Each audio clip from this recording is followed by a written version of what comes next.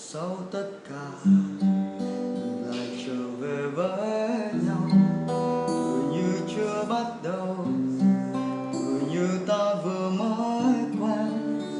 Sau tất cả lòng chẳng hề đổi thay, ngày xa lìa khiến con tim bồi hồi, và ta lại cần nhau hơn nữa.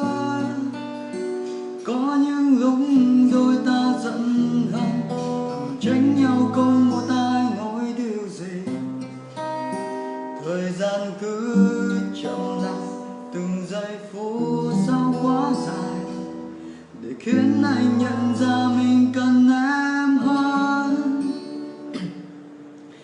Tình yêu cứ thế đong đầy trong anh từng ngày, vì quá yêu em nên không thể làm gì khác.